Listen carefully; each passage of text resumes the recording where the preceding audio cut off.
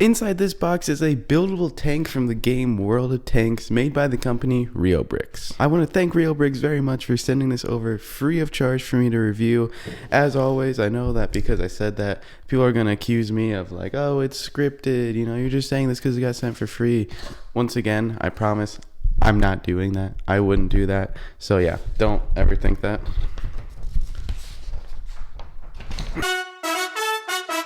But I'm very excited to take a look at this because World of Tanks is a pretty big game. And from the box, this build looks really cool. As a little bonus, if you buy this set, you'll get a bonus card that's worth like 400 gold or something in the game.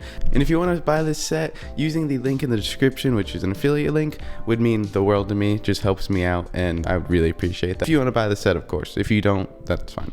So here is the finished tank. And let's just start off with like the instructions. The instructions are very clear and the piece quality for the most part is really good. I overall had a really good time building it, except for a couple times which I'll get to in a second, but overall it was a really fun and relaxing build that I actually really enjoyed. I absolutely love how smooth and tiled off everything is. It almost doesn't even look like a Lego set at points because it's just so smooth. Like, you don't get that very often and I love it when you do.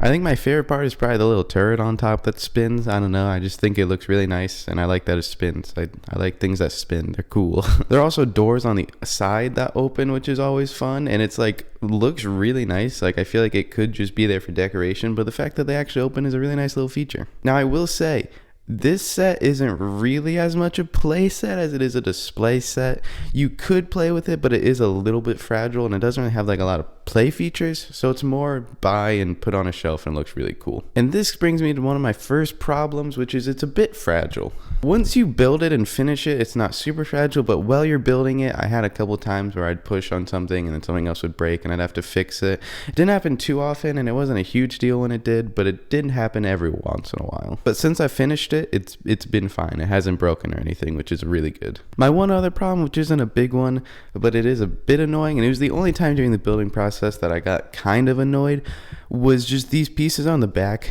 don't want to stay on. They like kind of do, but then they kind of fall off. I don't know if I built it wrong. It's fully possible. For me, this isn't a big deal because it's in the back. I'm not going to see it. It's going to sit right there and you'll just see the front. It looks really good, but I don't know. That might be a bit of a deal for you. I don't think it's that big of a problem, but that's just me, you know, I don't know. I might have just built it wrong. I can't guarantee that. But overall, for those two things, it looks really good once it's done. I've never really had a model like this to compare it to, but it's just so smooth and tiled off. I love all the little features that are there, like all the little studs on the sides and everything look really good. I love the little gray like turret things on the top. Those are really cool. It's a pretty simplistic looking model, but I think that's what it's supposed to be. But I have one more problem with it, and it's just the stickers. As you can tell, there's a lot of stickers, and you don't put them on while you're building. You put all of them on at the end, and this was the one point where I flipped the page and I was like, oh boy. Because it is just a lot of stickers. It didn't take me long. It probably took me like 10 minutes and it wasn't the worst thing in the world.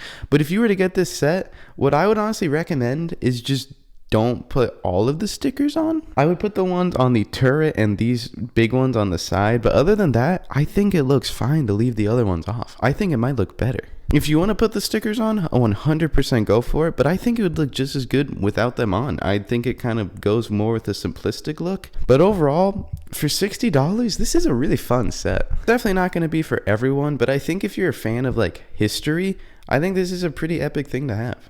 And especially if you like the game, this will be a really fun thing to have like on your shelf or on your desk that goes with the game that you like. And you get a little bonus card, which I don't know how much that's worth, but I don't know. I thought it was it's fun. It's fun to get extra stuff like that. It's a fun build. It wasn't too long. It's 1,400 pieces, so you think it'd be a lot, but I finished it in like a week. It wasn't that bad. I'm really excited to add it to my shelf. Thank you so much for watching. Once again, thank you so much to Reobrix for sending this over to review. I love doing this. I think it's so much fun, and it's just like the fact that I get these opportunities just from recording myself is really cool. So thank you. Once again, if you want to buy it, I will leave the link in the description. Thank you so much for watching, and Lego, please make smaller Lord of the Rings sets. Love you guys. Bye.